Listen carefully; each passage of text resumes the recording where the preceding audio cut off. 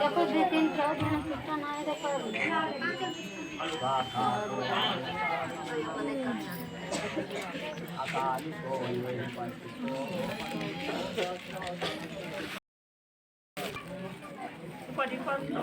भगवतो सावक संगो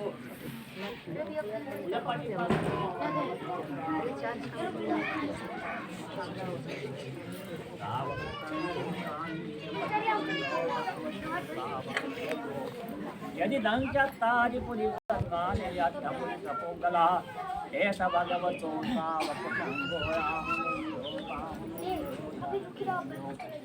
अंजलि करो वनुस्तरं पुण्यं केशं एतेन सत्यवत्येन सर्वदा एतेन सत्यवत्येन सर्वदुःखभयरोगो विनाशतु करणीये मातपुरुषलेनायं तं तं संपदं तत्को उजूचासो उजूचासो संतुष्टको जासो भरोचाय शांति वियोजन जाय पदको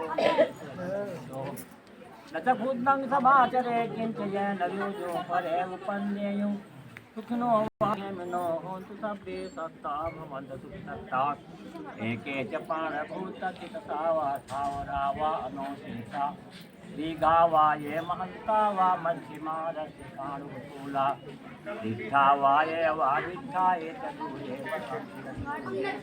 भूता वा समवेशी वा सर्वसत्ता ना परो परं रूपेत नाति मह्येन कथन व्यां रोदना पडिगसंयानायन मह्य सर्वसविच्छि माता यथा नियं चित्तं आयुषाये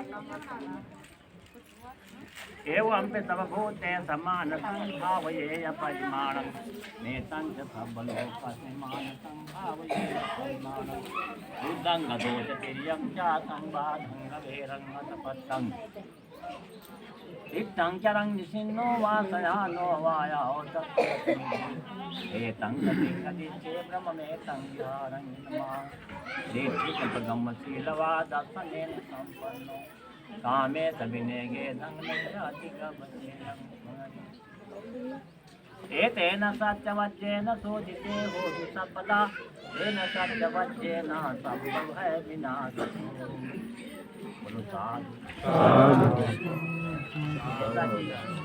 ये शोकाकुल परिवार भगवान बुद्ध एक बार श्रावस्ती में बैठे हुए तो एक लड़की जिसका नाम था ऋषा गौतमी के पास कोई परिवार नहीं था। एक बच्चा था, बच्चा घूम रहा था, एक जिसको एक सांप ने काटा, बच्चा मर गया। बहुत बच्चे को कंधे पर लाद कर घूम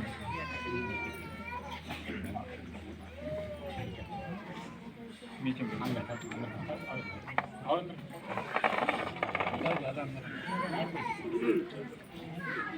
बच्चा घूम रहा था, एक सांप ने उसे काट लिया, बच्चा मर गया।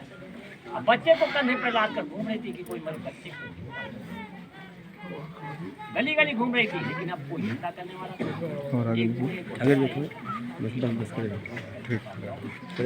बड़ी अच्छी दवा जिंदा कर थोड़ा उनके पास गई, उनके चार कमर पर बचा दिया, कहा भगवान मेरे बच्चे को जिंदा कर।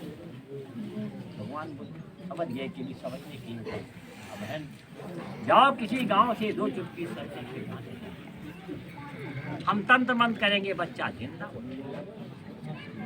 वो चल रही जाती है तो एक गांव में पहुंची, एक कुंडा फुड़फुड़ा, एक बहन निकली, कहा बहन क्यों, क्या तुमको वस्त्र चाहिए, क्या तुमको भोजन चाहिए? मेरा बच्चा मर गया, मुझे 2 चुटकी सरसों के दाने चाहिए। कहा क्या करोगी? कहा मेरा बच्चा मर गया।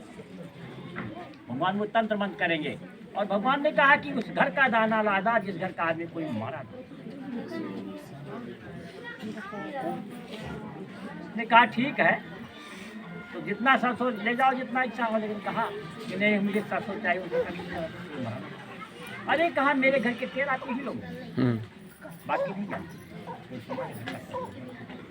फिर घूमते घूमते घर में गई, फिर वहाँ कुंडा खुड़ा एक बहन निकली, कहा बहन मेरा बच्चा मर गया है, मुझे 2 चुटकी सरसों के दाने चाहिए। अरे उसने कहा बोरा ले जाओ, कम से कम तुम्हारा बच्चा तो जिंदा हो जाएगा, हमारा भी ना मर। तो कहा ये बताओ तुम्हारे घर का अभी तक कोई मरा तो नहीं? अरे उसने कहा आप गिनती नहीं कर सकते कितने लोग मरे, बहुत लोग हमारे घर के मर चुके। उस घर का सरसों चाहिए जिसका नाम भी कोई मरा हमारे घर तक। उस तरीके से पूरे गांव में घूमती रही, कोई ऐसा घर नहीं मिला। आई भगवान बुद्ध के चरण कमल में लटका दिया, कहा भगवान बच्चे को मेरे चिंता करनी, अब मुझे अनित्य देखना दीजिए, इसे मुझे शांति हो। भगवान ने अनित्यावत, एक बहन संसार ही सब अनित्य है, जो जन्म लेगा उसे संसार से जाना पड़ेगा, संसार में है। तो इस तरीके से ये सारा शोकाकुल परिवार है, शोक से ग्रस्त है। लेकिन अभी संसार की गति है, प्रकृति के नियम है, किसी को आज जाना है, किसी को कल जाना है।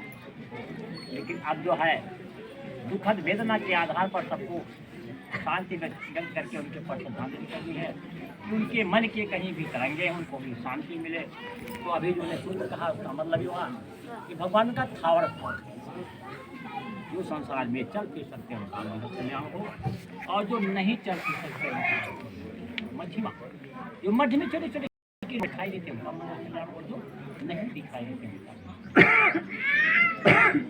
जो जल थल में प्राणी निवास करने वाले हैं उनका मंगल कल्याण, जो 2 पैर वाले हैं उनका मंगल कल्याण, 4 पैर वाले बिना पैर वाले उनका मंगल, 5 पैर वाले उनका। जो अपनी माँ के गर्भ में जिन्होंने जन्म नहीं लिया उनका मंगल हो, और जो जन्म ले चुके हैं उनका भी मंगल। जो संसार से जा चुके उनके मन की तरंगे कहीं भी वायुमंडल को भी शांति मिले, सभी लोग को स्वस्थ मुक्ति हो, निब्बान गति को प्राप्त हो, उनके मन की तरंगे कहीं भी वायुमंडल में हो, शांति मिले, स्वस्थ मुक्ति हो, निब्बान गति को प्राप्त हो। अब 2 मिनट के लिए सभी लोग मौन धारण करके